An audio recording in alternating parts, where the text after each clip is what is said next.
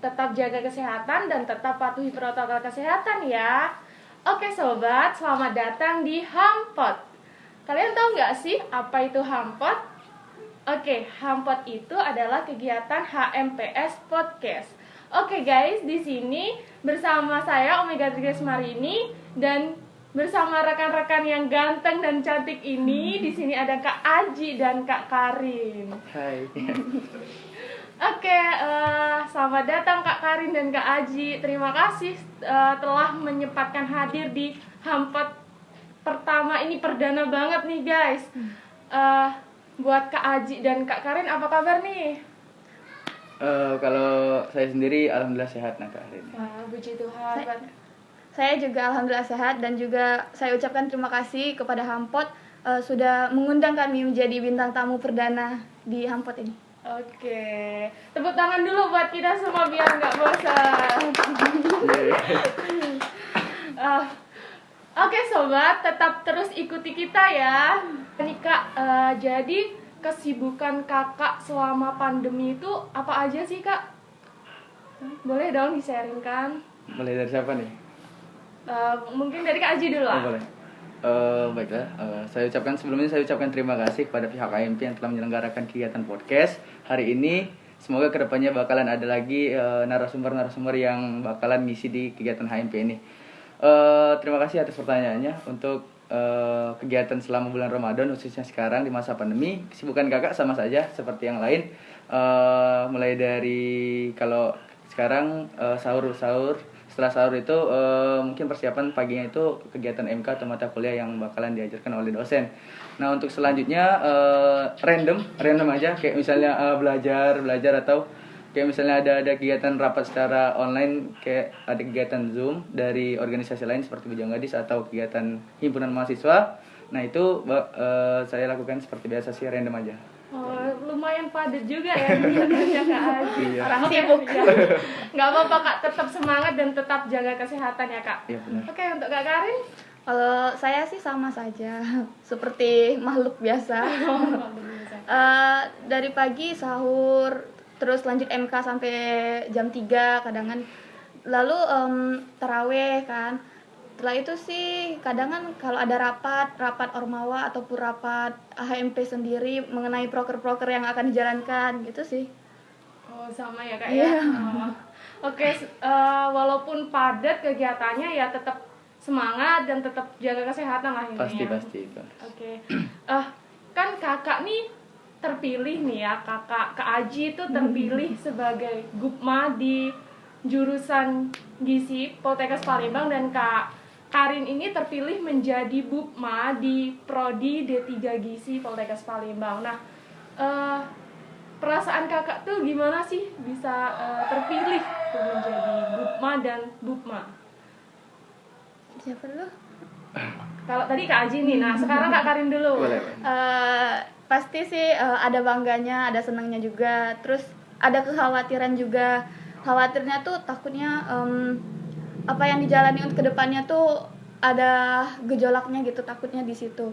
Tapi senang juga bisa didukung dan dipilih oleh teman-teman SD3-an itu sih. Oke. Udah Kak Aji? Iya, sama saja perasaan untuk bisa terpilih menjadi belum menjadi gubernur, tapi sekarang lagi PLT itu masih belum dilantik. Jadi perasaannya itu sangat senang sekali karena pertama mungkin bekal yang saya dapatkan selama mungkin 1 tahun sebelumnya untuk bisa menjabat di gubernur ini sangat berpengaruh untuk kepemimpinan kami di masa pandemi di tahun 2021 ini.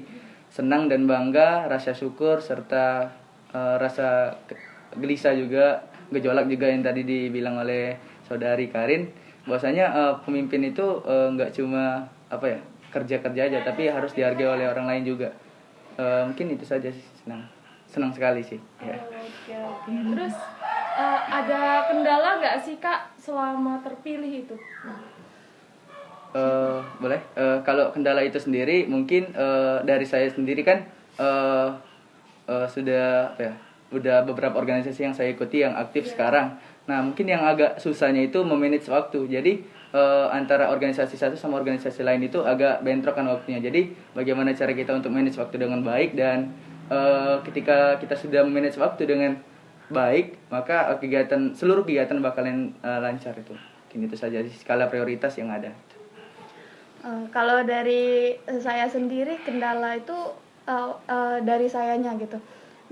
Ini kan juga jadi ketua HMPS ini maksudnya tuh jadi ketua di suatu organisasi itu baru pertama kalinya. Jadi di sini banyak hal-hal yang baru dipelajari, itu juga termasuk kendala dari saya karena saya belum terlalu berpengalaman menjadi ketua gitu. Oke, cukup seru dan menantang. Iya. Terus nih Kak ya, kalau kakak kan ada organisasi itu. Nah, dalam setiap organisasi itu ngapain aja sih Kak gitu, kegiatannya gitu? Boleh HMP. Jadi kalau kegiatan itu kita setelah terpilih itu kita langsung mengadakan rapat perdana gitu, biar ini loh yang bakal kita lakuin untuk kedepannya gitu. Perkenalan juga biar makin nyatu, dan juga kami dari HMPS kemarin sudah mengadakan makrab gitu kan. Jadi sesama HMPS itu udah saling tahu, saling kenal gitu. Dan sampai sekarang juga masih mengadakan rapat-rapat untuk proker kedepannya. Itu sih. Kak Ji. Tadi apa sih tadi? Kegiatan yang ya di organisasi. Kalau untuk kegiatan itu sendiri dari himpunan mahasiswa jurusan gizi itu kan ada kegiatan harian, kegiatan mingguan, bulanan, bahkan tahunan. Jadi dari pertamanya dari ketua dan wakil ketua itu bagaimana cara proker ini terlaksana dalam 1 tahun. Gimana kayak misalnya acara kegiatan harian itu di mana kegiatan yang kita bisa konsultasi serta misalnya bertukar pikiran sama anggota HMJ.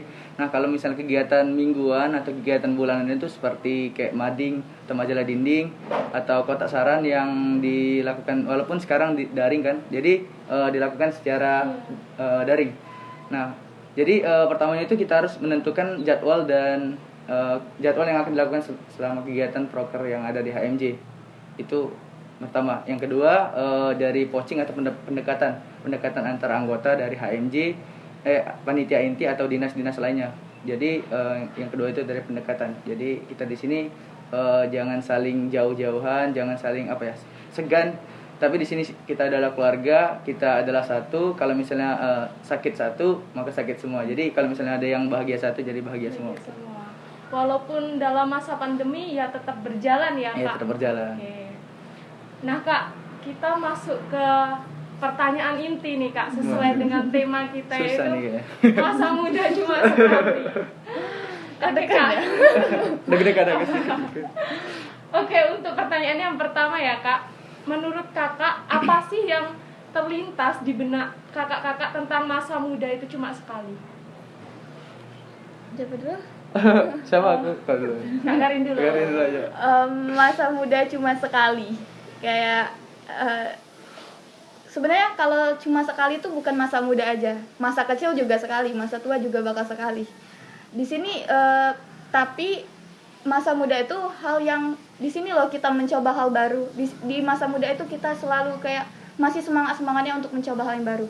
Jadi kan ada pepatah yang katanya jangan sia-siain masa mudamu karena masa muda menentukan masa tuanya nanti. Nah, makanya di situ kita harus berusaha dan juga berdoa untuk kayak berusaha gimana masa tua kita nanti tuh seperti yang kita harapin gitu. Jadi kita nggak akan menyesal di masa tua tentang masa muda gitu. Gitu sih. Kalau dari saya sendiri selaku gubernur mahasiswa dan menurut saya sendiri hidup di masa muda itu sebagai experience, jadi pengalaman. Kayak bagaimana cara kita untuk mencari pengalaman, bagaimana cara kita berinteraksi dengan orang lain, nggak cuma dengan kita bercakap saja, tapi itu sebuah pengalaman yang dimana pengalaman ini dibutuhkan oleh setiap pemuda-pemuda Indonesia, dan khususnya juga di gizi kita sebagai mahasiswa juga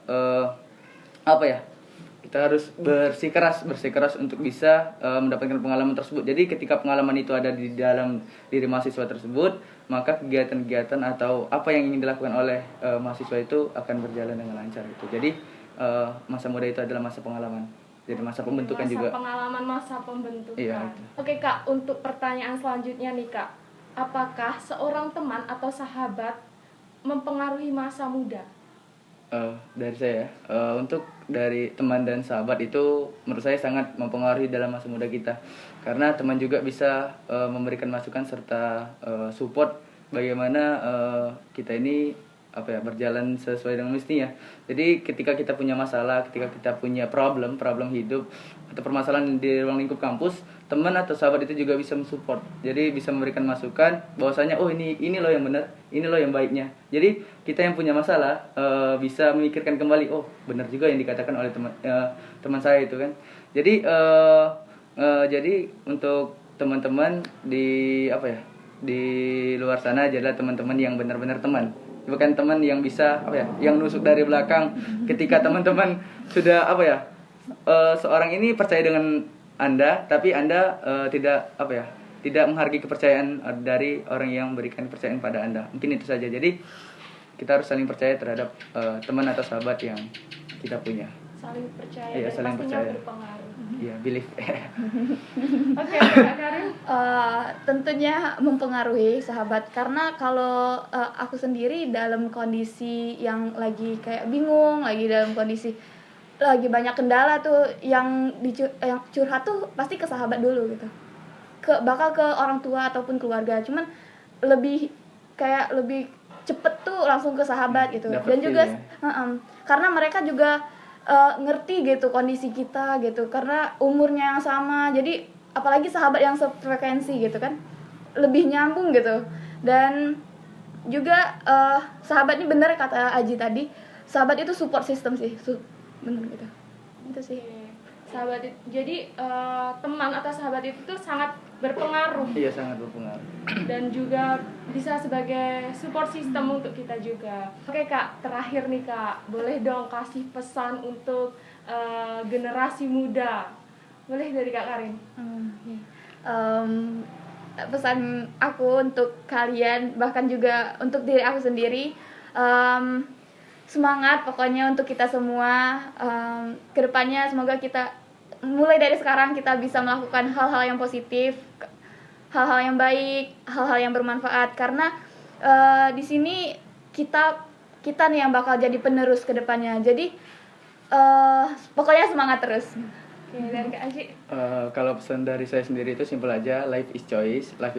Hidup itu adalah pilihan. Jadi tentulah pilihan teman-teman di sini.